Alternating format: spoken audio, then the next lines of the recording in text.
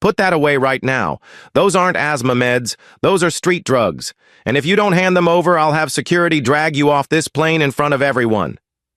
Brenda Coleman's words ripped through the cabin with a cruelty that made even seasoned travelers freeze.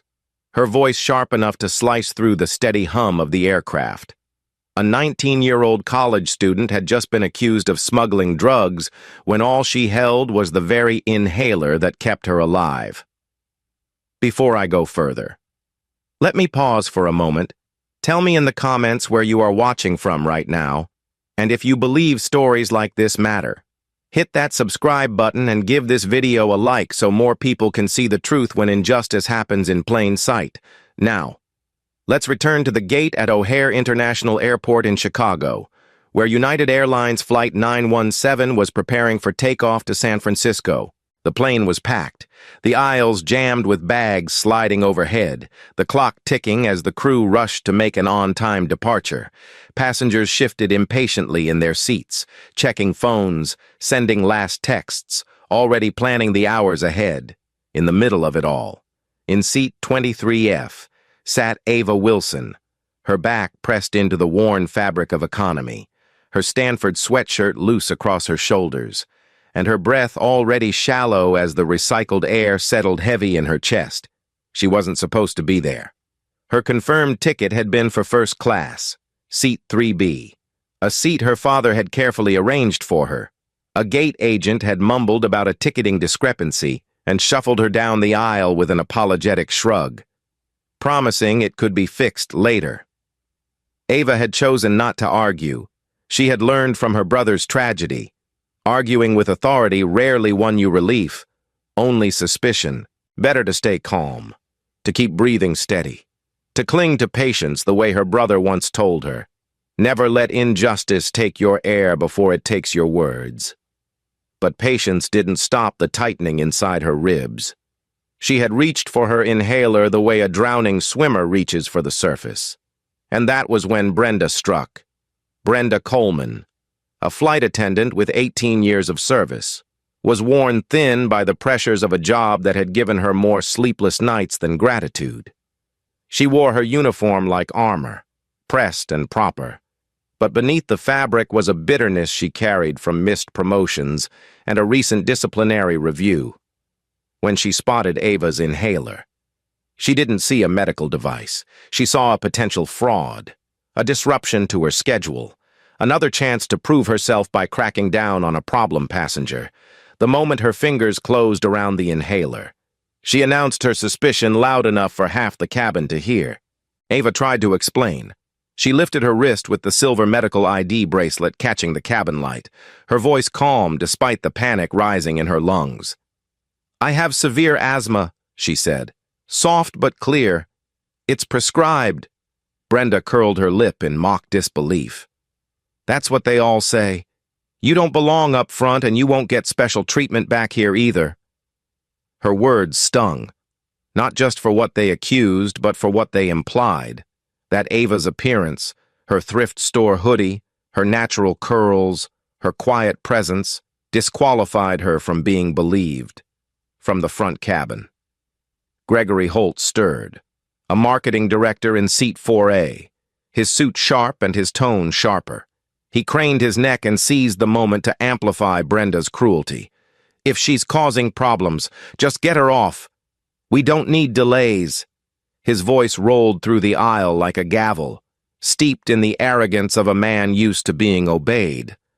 "Some of us have important places to be." The words landed with a heavy silence, broken only by the faint clicks of phones being raised. Passengers began recording, unwilling to look away.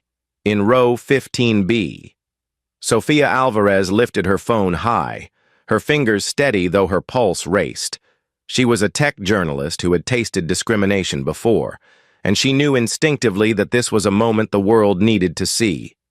Her live stream blinked to life on Instagram, and within a minute 15,000 strangers were watching, 2 rows behind her, in 16D. Zoe Patel tapped her screen and went live on YouTube, narrating details with the precision of someone who had trained herself to document injustice: flight number, seat numbers, names when possible, From 2 cameras, 2 voices, the story began to spread in real time, and in 19C. Dr. Clara Bennett rose to her feet, 60 years old, a retired internist. She hadn't stopped practicing medicine in her mind.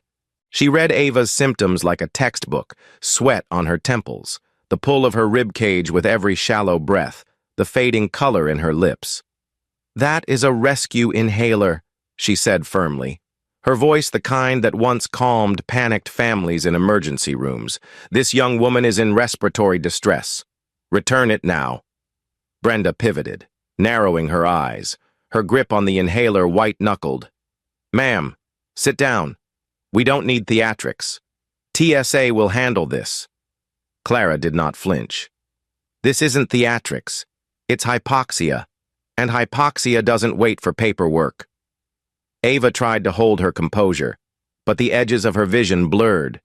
She reached for her phone with trembling fingers, pressed the screen, and called the one person who could anchor her, her father, Admiral Michael Wilson. The ring connected, and his steady voice filled her ear. "Ava, are you on board?" She tried to answer, but the words cracked into coughing. She pressed the phone against her chest so he could hear the rasp of her breath, the proof of her struggle. His voice sharpened with alarm. "Stay calm. I'm here." Brenda's announcement came like a hammer. "TSA will remove her. She is non-compliant." Gregory clapped once, satisfied, muttering to the aisle, "Finally, some order." The moment felt like a tightening vice, authority closing in, hierarchy grinding forward. A young woman gasping for air while strangers held cameras but not power. Yet amid the chaos, voices of truth refused to quiet. Sophia's livestream comments flashed across her screen. "Give her the medicine. This is illegal. #Justice for Ava." Zoe's camera caught Gregory smirking, his arrogance recorded for millions. Dr. Clara stood planted, unwavering, and Ava, with barely enough breath to speak, lifted her head, looked straight at the supervisor who had just arrived, and whispered the simplest plea of all, "Please, give it back." That was the spark. The moment when injustice revealed itself not as a private humiliation, but as a public crime of dignity denied.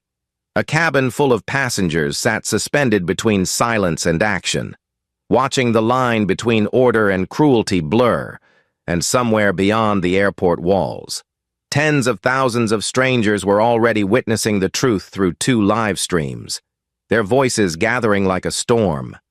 Ava's chest rose and fell in jagged, shallow bursts, her fingers clenching the armrest as the burn in her lungs deepened, and the once quiet murmur of passengers swelled into a low roar of tension. Brenda Coleman stood firm at the center of it, inhaler still clutched in her hand like contraband, her voice cutting through the air.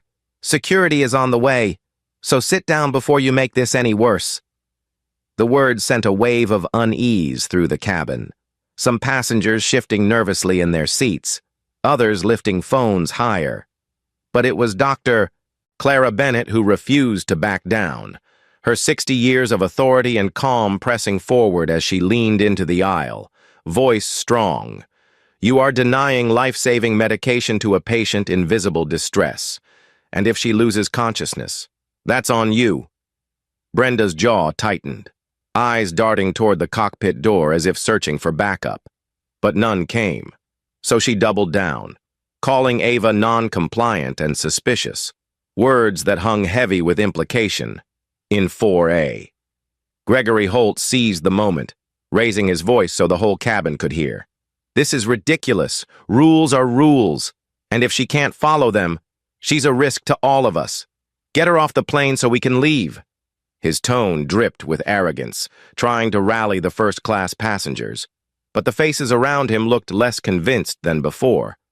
Sophia Alvarez, still streaming live to an audience that had swelled to 100,000 viewers, turned her phone toward Gregory, narrating, "That's Gregory Holt, marketing director, insisting a 19-year-old gasping for air is the reason we're delayed." Comments exploded on her screen. "Monsters. Give her the inhaler. United is finished. Meanwhile, Zoe Patel's YouTube stream had surged past 70,000 views. Her voice calm but unyielding as she documented every detail, capturing Brenda's trembling hand, the beads of sweat on Ava's brow, the ripple of discontent spreading through the rows. The hashtags United Airlines Fail and Justice for Ava trended simultaneously, a digital storm rising faster than the engines could warm. Ava's vision blurred. She thought of her brother, of how his last moments had been stolen by a delay in treatment, and the memory pushed her to hold on, to fight, even as each breath scraped like sandpaper in her lungs. She whispered to herself, "Don't let them win. Breathe through it," repeating his words like prayer. Brenda, her own frustrations bleeding into cruelty, flashed back to the incident years earlier when a passenger faked illness, costing her a promotion she still resented, in Ava. She saw not a student fighting for breath, but another reminder of her career slipping away. Gregory leaned back in his seat, tapping impatiently at his watch, muttering about lawsuits and delays. But his eyes betrayed a flicker of fear, because buried in his past was a discrimination case he thought he'd buried, and now cameras were aimed at him, capturing his disdain. In the aisle, Laura Mendez, the flight supervisor, arrived with authority in her step, her gaze scanning the scene, and though her instinct urged her to back her senior attendant. Doubt flickered when she saw Ava's medical bracelet glint and Clara's unwavering stance. Passengers began murmuring louder, some saying, "Give her the inhaler. She's sick," while others muttered nervously about TSA being called. The cabin was no longer under Brenda's control. It was slipping into the hands of the passengers and the millions watching online. Ava's lips darkened, the faintest blue creeping in, her shirt damp with sweat. And Clara's voice grew sharper, urgent. "If you don't act now, this becomes a life-or-death situation. Do you understand me?" Still, Brenda held firm, though her face betrayed the fear of being wrong in front of a camera. And Gregory tried to rescue her authority by booming, "This flight doesn't revolve around one person. Remove her already." The words only deepened the divide, as Sophia captured his tirade, narrating, "This is the sound of arrogance over empathy." And the comments rolled in faster, thousands of strangers demanding action. Ava clutched her phone, too weak to speak, but her father's name lit the screen, Admiral Michael Wilson calling back, and she answered with trembling hands, pressing it to her chest so the sound of her ragged breaths filled his ear. "Ava?"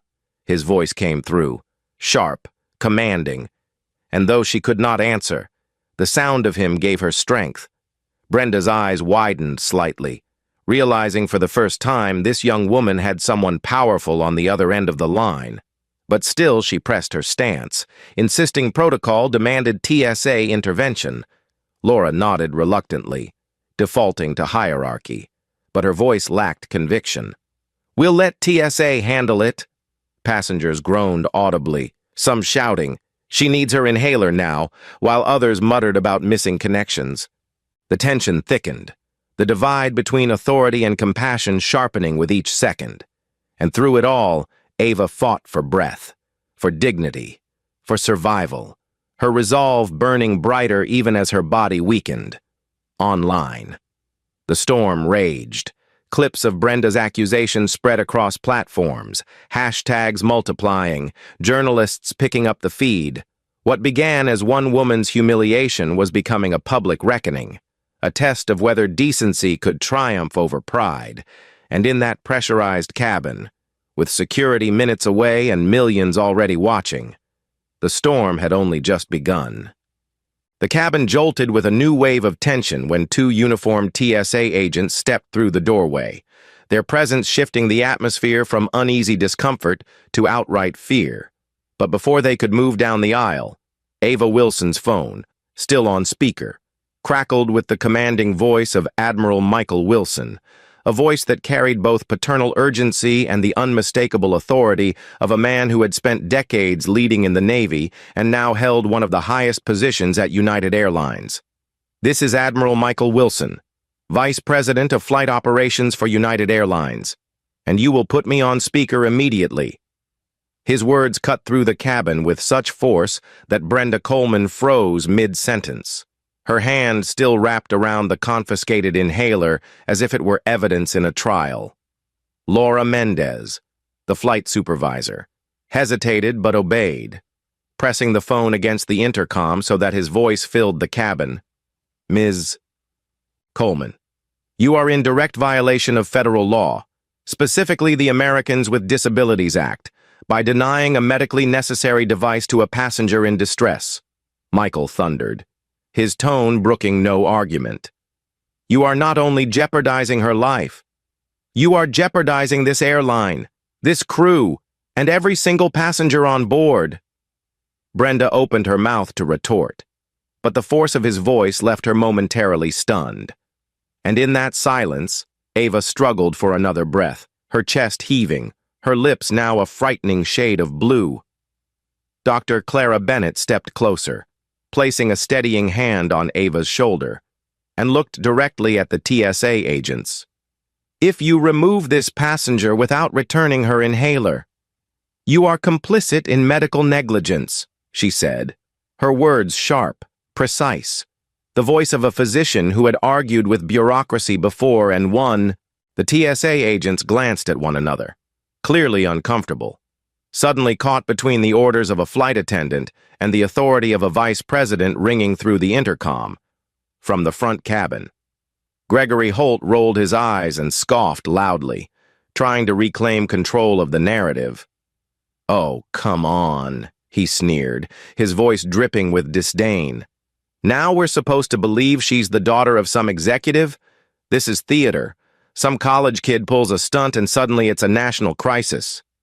He smirked directly into the phones that recorded him, not realizing that his arrogance was fueling the very fire he sought to extinguish. Zoe Patel's live stream caught every word, zooming in on his smug expression as she narrated calmly. "This is Gregory Holt, marketing director, dismissing a dying girl as a stunt. Remember his face. Within moments, her comment section exploded with outrage. Hashtag marketing bias surging alongside hashtag justice for Ava. Viewers calling for boycotts of his company, tagging sponsors, demanding accountability. Gregory's face, once just another passenger's, was now being etched into the collective fury of millions watching live. Michael's voice rang out again. More personal now, less executive, more father. "Ava, sweetheart, hold on for me, I'm on my way." The firmness of his words carried both love and power. A father unwilling to let bureaucracy decide whether his daughter lived or died. Brenda, trembling now but too proud to back down, clutched the inhaler tighter, her knuckles white. "Sir," she said into the phone, her voice wavering but still defiant, "I am following protocol." The cabin erupted. Passengers shouted in unison, "No, you're not, and give her the inhaler." Michael's reply came like a hammer. "Your protocol ends where federal law begins. You are ordered, by me, as Vice President of Flight Operations, to return that inhaler immediately." His words carried such weight that even Laura stepped back, her face pale as the realization dawned that she had aligned herself with the wrong side of history. Ava's body slumped slightly, her strength waning, and Clara raised her voice again, commanding, "We have minutes, maybe less. This is critical."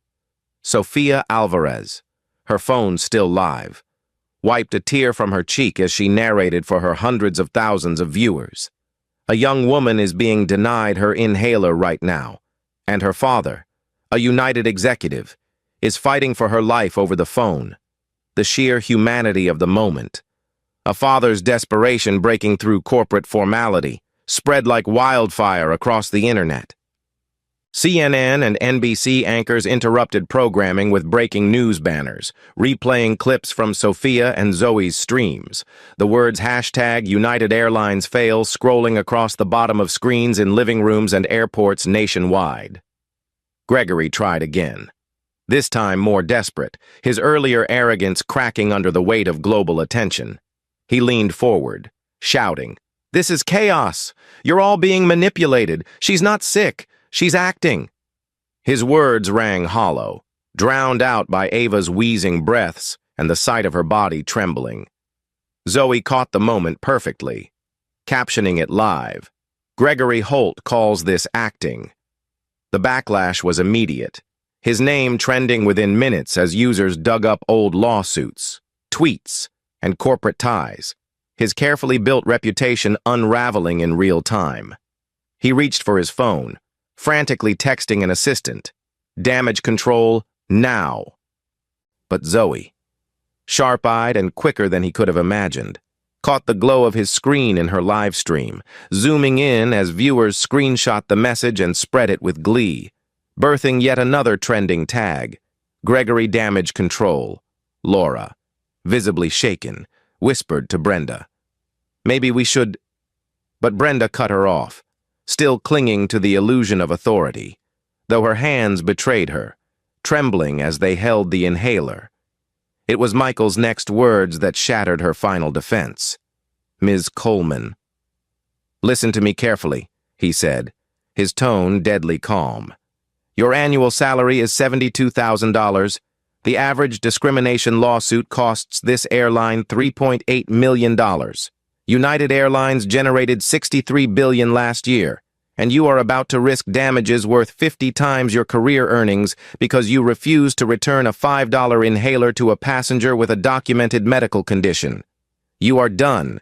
Either hand it over now, or you will not only lose your job, you will face legal consequences personally. The weight of those numbers, the cold calculation of consequences, silenced even Gregory, who sank back into his seat, his face drained of color. The passengers, the TSA agents, even Laura, all stared at Brenda, waiting. Her lips trembled as she opened her mouth, but before she could speak, Clara stepped closer, her hand outstretched, her voice both firm and compassionate. "Let me help her. Please." Brenda's eyes flicked between the camera phones, the doctor's steady gaze, the slumped figure of Ava gasping for life, and the phone in her hand still blasting Michael Wilson's relentless authority. Her grip weakened, the inhaler slipping slightly. For the first time that evening, she looked less like an authority and more like a woman cornered by the truth. The breaking point had come. Passengers leaned forward, phones raised, breaths held, the cabin suspended in a moment where one woman's choice would decide the line between tragedy and justice. And while Brenda hesitated, the world outside the cabin had already decided. Millions of voices demanding justice, news outlets framing it as a defining moment in airline accountability, hashtags roaring across platforms. The tide had turned. The humiliation that began with a cruel accusation was transforming into a reckoning that no airline, no attendant, no arrogant passenger could stop.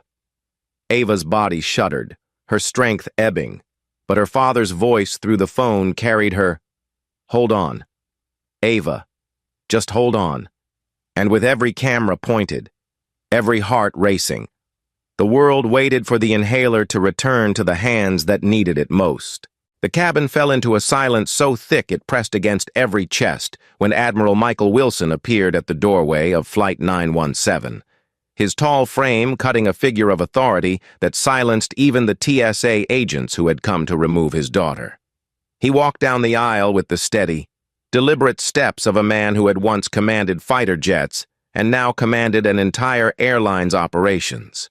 His eyes locked on Brenda Coleman, who still clutched Ava's inhaler as though it were a badge of her power. And when he reached row 23, he didn't shout. He spoke with a calm that carried more weight than anger ever could. "You will hand that inhaler back to my daughter this instant." The words, delivered low and steady, reverberated like a verdict, and passengers leaned in closer, phones raised higher, because they knew they were watching the moment the tide turned.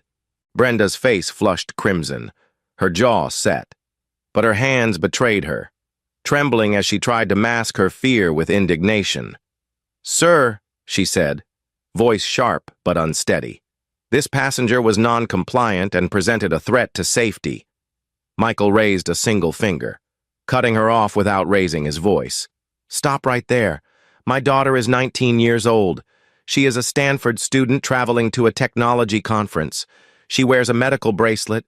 She carries a prescription inhaler. The only threat here is your arrogance and your refusal to recognize a medical emergency." He turned slightly, sweeping the cabin with his gaze, and then locked his eyes back on Brenda. "You have two choices. Resign your position right now, or face termination and personal liability for the damages you've already caused." The cabin gasped, a collective intake of breath at the severity of the ultimatum, before Brenda could respond. "Doctor..." Clara Bennett stepped forward, reaching for the inhaler with hands steadier than Brenda's trembling grip. "She doesn't have another minute," Clara said firmly, and without further hesitation. Brenda's fingers loosened, the inhaler falling into Clara's palm like a surrendered weapon. Clara wasted no time, cupping Ava's chin and guiding the device to her lips, pressing it once, twice, as Ava drew ragged breaths, the medication rushing into her constricted lungs. The sound of her inhaling, of her chest rising more fully, was like thunderous relief rolling through the cabin. A murmur of applause began at the back, swelling into cheers, passengers clapping, some crying, many shouting, "Let her breathe!" Ava blinked, the blur in her vision clearing just enough to see her father's face above her, stern but filled with a father's love. And she whispered, hoarse but determined, "I'm okay, Dad." He squeezed her hand, his lips tightening with regret. "I should have been here sooner," he said softly. His words meant only for her, though every camera captured the intimacy of that moment. A father's admission in the middle of chaos. Meanwhile, Gregory Holt in 4A tried to slip quietly into the aisle, his expensive leather bag in hand, hoping to slide past unnoticed. But Sofia Alvarez was faster. She swung her camera toward him, narrating to her hundreds of thousands of viewers. And here's Gregory Holt, the executive who called this a stunt and demanded Ava's removal, now trying to escape accountability. Zoe Patel captured him from the other angle, her voice cool and cutting, running when the truth comes out. Gregory's face, pale and panicked, filled the live streams, and the internet devoured it instantly, his name trending across platforms with demands for resignation from his own company. He muttered something about a meeting, but the crowd wasn't listening. Every eye in that cabin was fixed on him, as if the weight of collective shame pressed him back into his seat. Laura Mendez, the flight supervisor, stepped forward then, wringing her hands, her voice faltering as she tried to explain. "Sir, I followed my senior attendant's lead. I didn't want to." Michael turned sharply, his voice firm but not cruel. "You had a chance to correct a wrong and you chose silence. Silence is complicity. Don't ever forget that." Laura's eyes filled with tears, her attempt at apology evaporating in the gravity of his words. The lesson was not lost on the passengers either. Phones captured everything.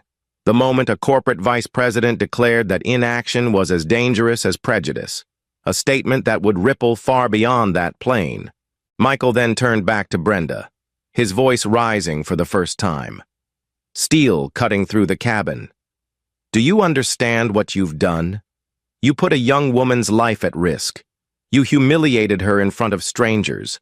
You stained the reputation of this airline, and you did it not out of duty, but out of bias and pride." Brenda's lips quivered as she tried to hold back tears. "I was following policy," she whispered, almost to herself. Michael stepped closer, lowering his voice so only she could hear, though the cameras caught every syllable. Policies don't discriminate. People do. And you will answer for this.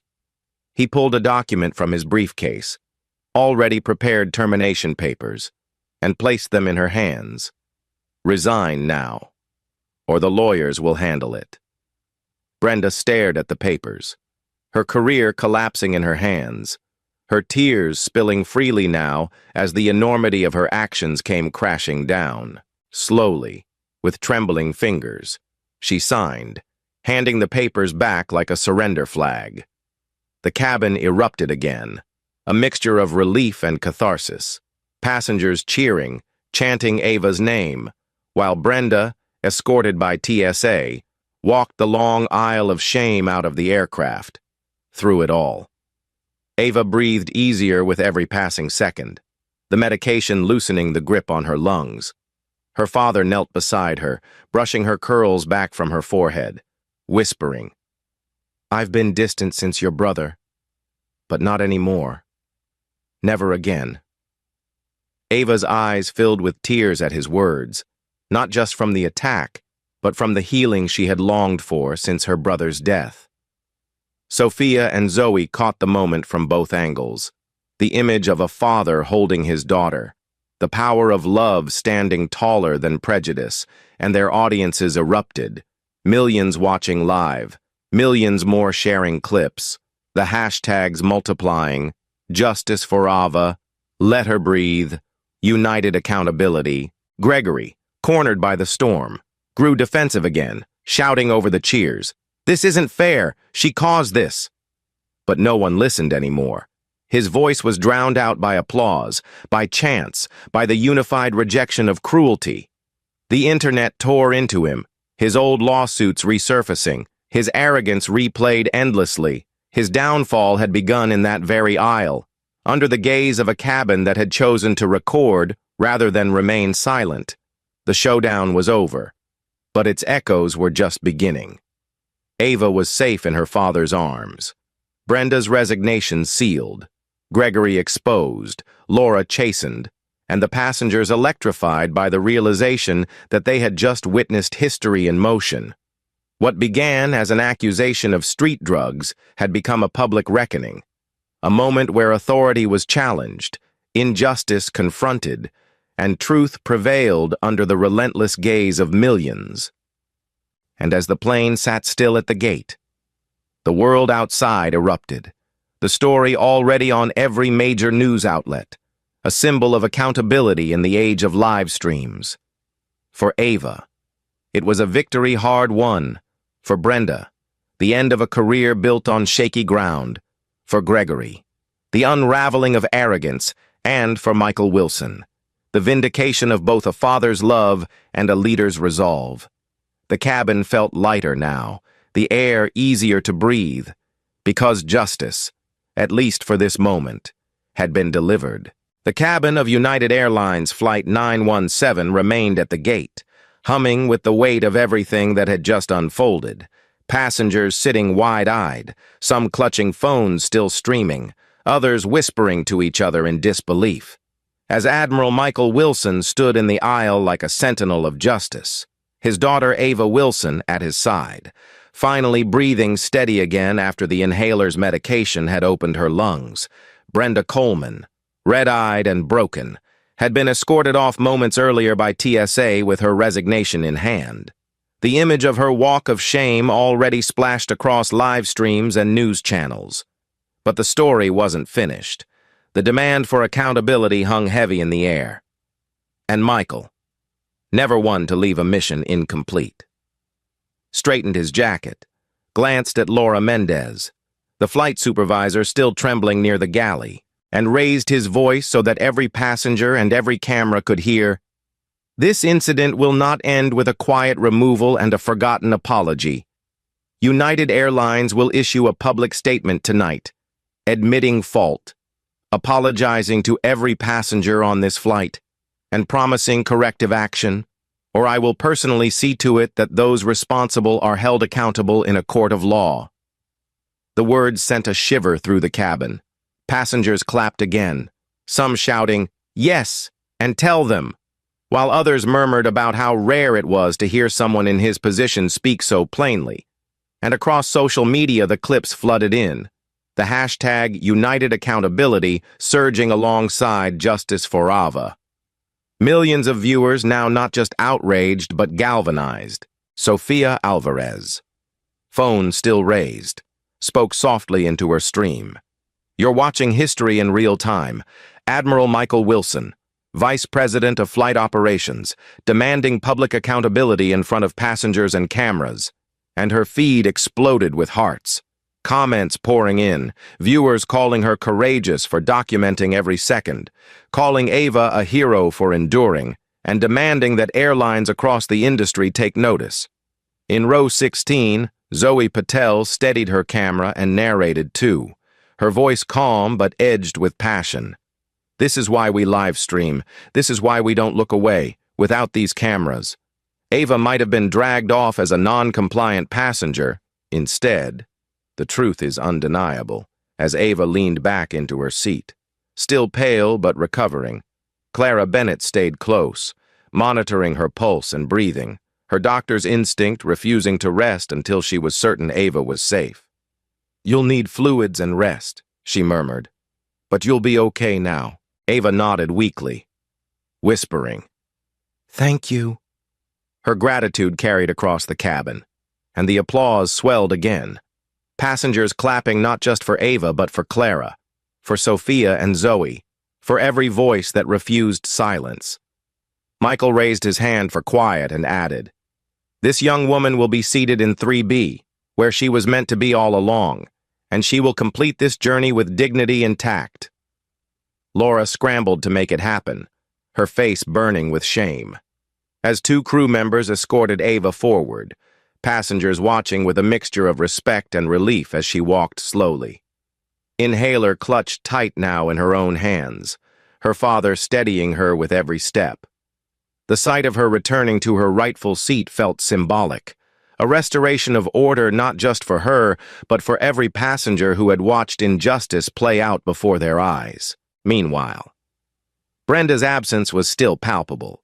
Whispers filled the rows about her tearful resignation. Some passengers shaking their heads at the stubbornness that had nearly cost a life. Others noting bitterly that she wasn't the first crew member to cross the line, but she had become the one caught in the age of live streams.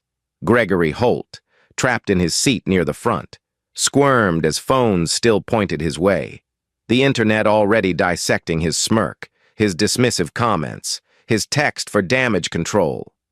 He tried to keep his head down, but Sophia caught him on camera again, her voice sharp now. And there sits Gregory Holt, who mocked Ava and demanded her removal, now silent while the world watches. The comments on her feed lit up, viewers calling for his resignation, some tagging his employer, others digging into his history, the tide of accountability sweeping him into its current whether he admitted it or not. As the cabin settled, Michael turned to Laura one last time, his voice measured but unflinching.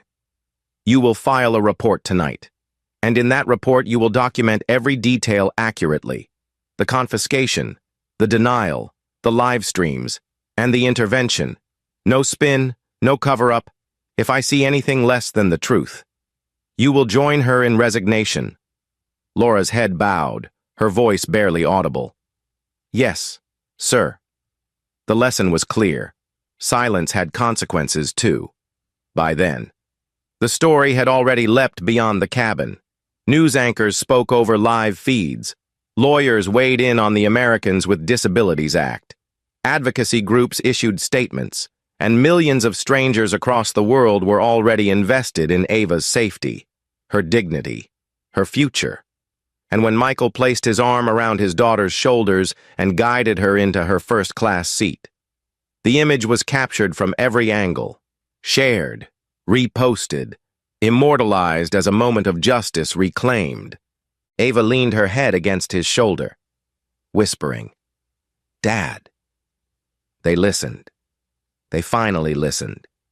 And though his eyes were damp, he only kissed the top of her head and replied, "Because you didn't give up." The applause that followed was softer this time, almost reverent, as though the cabin itself recognized that something larger than a flight delay had occurred. It was a fight for recognition, for fairness, for breath itself, and the victory, though fragile, was real. Sophia and Zoe signed off their streams with promises to continue covering the aftermath, their follower counts skyrocketing in real time, turning them overnight into unlikely champions of justice. Clara scribbled notes on a scrap of paper to send Ava her personal number, promising to check in after the flight and the passengers. Once restless about departure times, now sat hushed, humbled, aware that they had witnessed something that would not fade by the time they landed. For Brenda Coleman, escorted out into the night, the end of her career had come swifter than she ever imagined.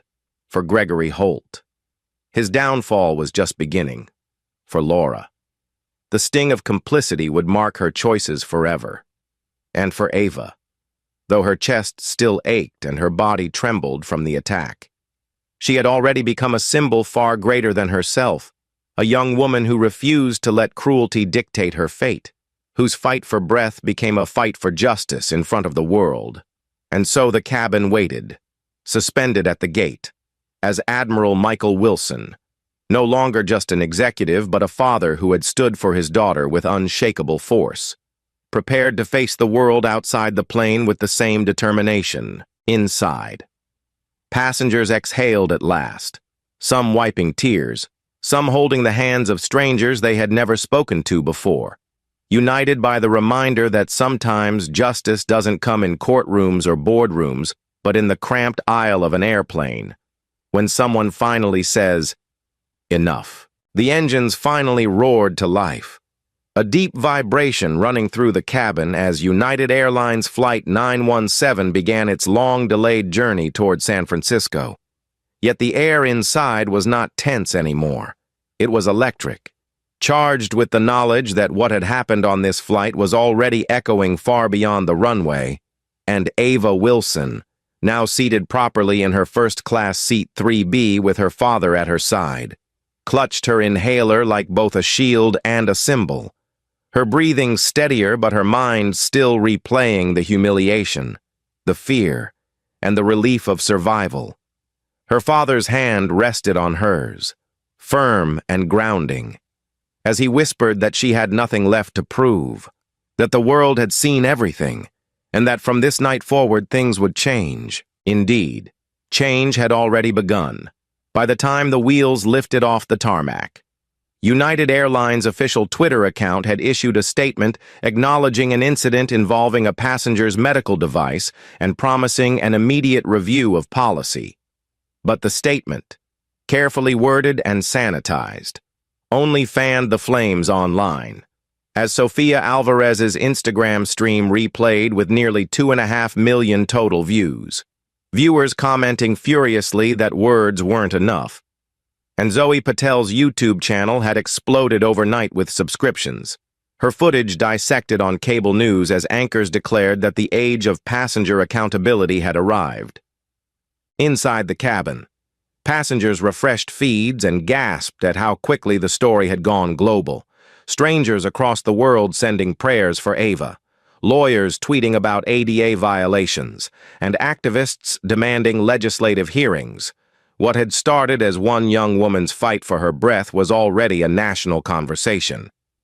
Ava leaned her head against the window, the city lights shrinking below, and thought of her brother, whose life had been stolen years ago by another mishandled medical emergency. She whispered a promise to herself that his memory would not fade into statistics, that she would carry him forward in every choice she made. Admiral Michael Wilson, though outwardly composed, carried his own weight of regret. He had buried himself in work after his son's death, becoming more distant from Ava, convincing himself that protecting the airline was somehow protecting her too. But tonight had stripped away those illusions, reminding him that his greatest duty was not to shareholders or schedules, but to his child, who had nearly died in front of the world because of prejudice and negligence. He resolved then and there to use every ounce of his authority to ensure that no one else endured what Ava had faced. The announcements came swiftly in the days and weeks after the flight landed. United Airlines pledged to invest $18 million into a mandatory 50-hour training program for every crew member on medical devices and emergency recognition. They unveiled a new medical alert app, allowing passengers to register conditions before boarding so that no bracelet or explanation would ever be dismissed again. Rival airlines, seeing the fury of the public, followed quickly, Delta and Southwest announcing similar programs, unwilling to risk being the next target of viral outrage. Civil rights organizations hailed Ava as the spark that had forced an industry to act. Within months, reported complaints of denied medical devices during flights plummeted by over 80%, a change both measurable and deeply human in its impact. For Ava, the ripples reached into her own life too. Stanford University announced that her courage had earned her a special scholarship boost, citing her as a student leader of resilience and advocacy, a recognition that not only honored her, but secured her path toward a future in artificial intelligence and ethics, the field she had dreamed of shaping. Sofia Alvarez, who had once struggled as a journalist to have her voice heard, found herself invited to speak at a civil rights conference in New York. Her footage cited as proof of social media's power to hold corporations accountable. And for the first time, she felt that her years of fighting against silence had a purpose recognized by the world. Zoe Patel, whose freelance work had barely paid her rent, signed her first major magazine deal. Her exposé on the flight and the wider issue of discrimination in airlines landing her on the front cover of a national publication. She had always said she wanted her journalism to make a difference. And now, because she had pressed go live at the right moment, she was changing lives. And then there was Gregory Holt, the once arrogant marketing director who had scoffed and smirked at Ava's suffering. His downfall was swift and merciless. Internet sleuths resurfaced an old discrimination case he had settled quietly years earlier. And when his employer saw his face plastered across millions of screens, mocking a young black woman gasping for air, they had no choice but to fire him. His name became synonymous with callousness, a cautionary tale for executives everywhere about the cost of arrogance in the age of transparency. Through it all, Ava grew stronger, not just physically, but in spirit. She began speaking to journalists about her experience, not as a victim, but as an advocate, telling them, "This isn't just about me. It's about everyone who has been dismissed, doubted, or endangered because someone thought they knew better than a doctor, better than a patient, better than the truth." Her words resonated across generations, especially among older Americans who remembered fights for civil rights in other eras and saw in Ava a continuation of that long struggle for dignity. Michael, too, was transformed. No longer just the vice president of flight operations, he became the face of reform inside United, pushing for broader diversity and sensitivity programs, fighting resistance from executives who grumbled about costs, reminding them with steel in his voice that a lawsuit costs more than training, and a life costs more than any balance sheet. For the first time since his Navy days, he felt not just like an administrator but like a leader with purpose. On Flight 917 itself, the passengers who had borne witness to it all carried the story into their own lives. Some wrote letters to Congress. Others spoke to local media. Many simply told friends and family about the night they saw injustice stopped in its tracks. The cabin, once just a collection of strangers, had become a community united by a single moment of moral clarity. As the weeks passed, Ava's name trended less on social media, but the policies remained, the reforms deepened, and the story continued to be cited in law classes, corporate ethics seminars, and advocacy campaigns. It wasn't just a viral clip anymore. It was a case study in the power of ordinary people, armed with phones and voices, to demand change from institutions that had ignored them too long. Ava herself carried the weight of it with grace. She told friends that she still dreamed of the moment Brenda ripped the inhaler from her hands, still felt the echo of panic when her lungs seized. But she used that memory as fuel, not fear. Each breath she took now felt like a reminder of her brother, of her father's love, of the passengers who clapped for her, of the millions of strangers who typed her name with hashtags of support. She was no longer just a student on her way to a conference. She was a symbol, whether she wanted it or not, of courage that had rippled outward until it changed the world. And so, as Flight 917 cruised through the night sky toward San Francisco, the cabin quiet at last.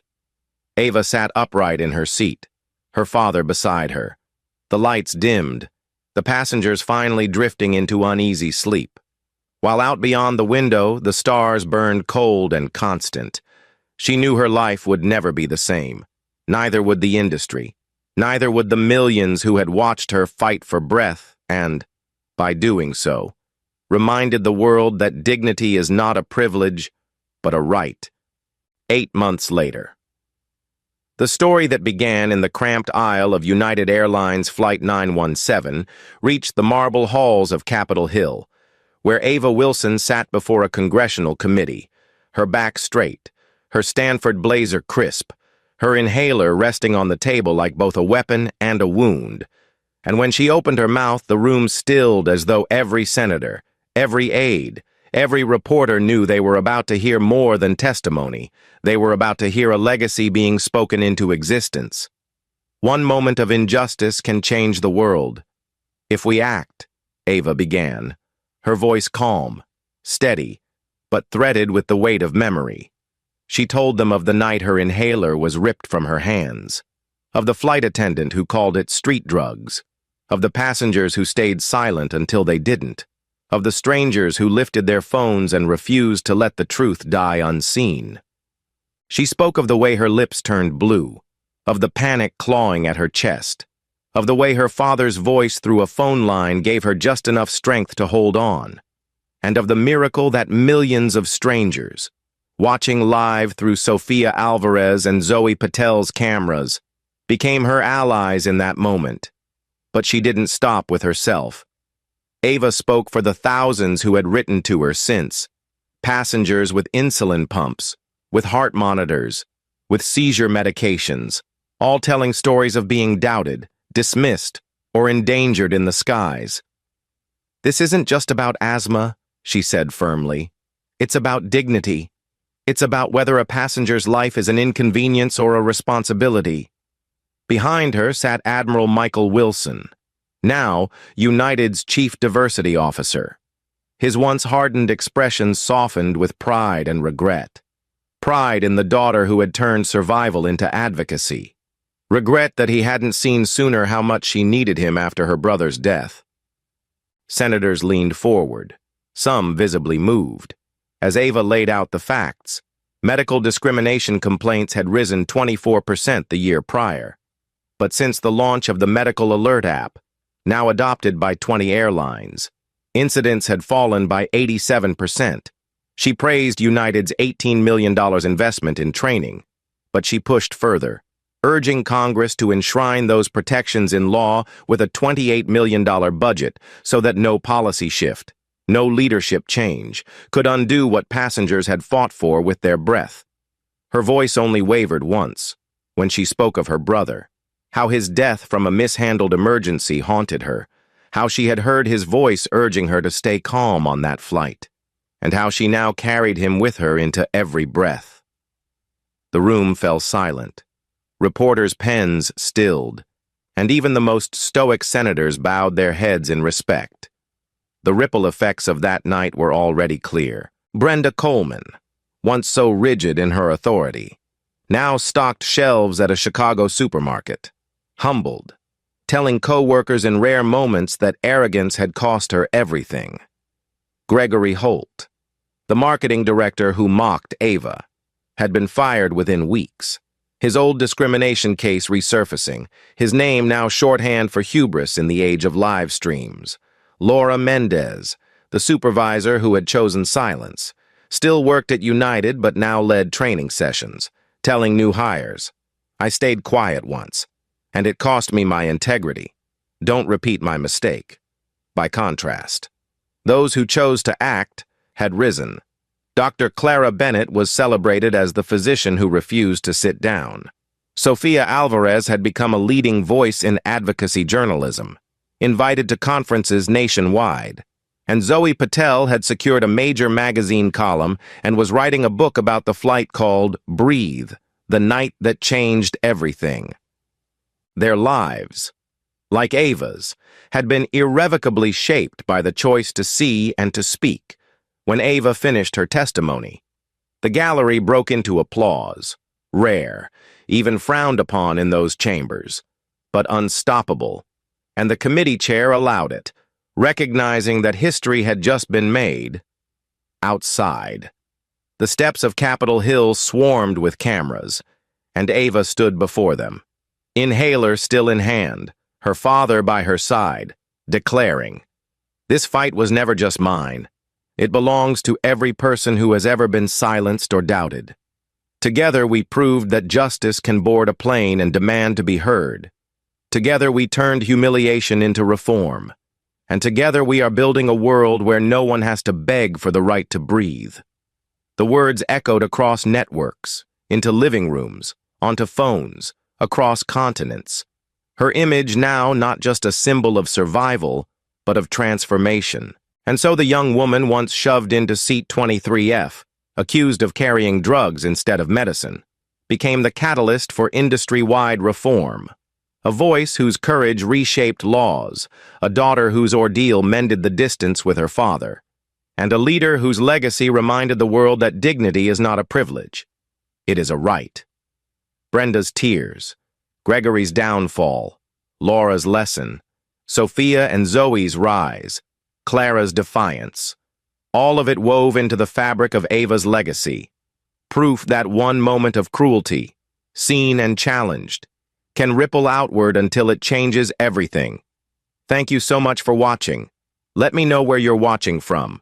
Don't forget to subscribe, hit like, and share this video so more people can hear this story.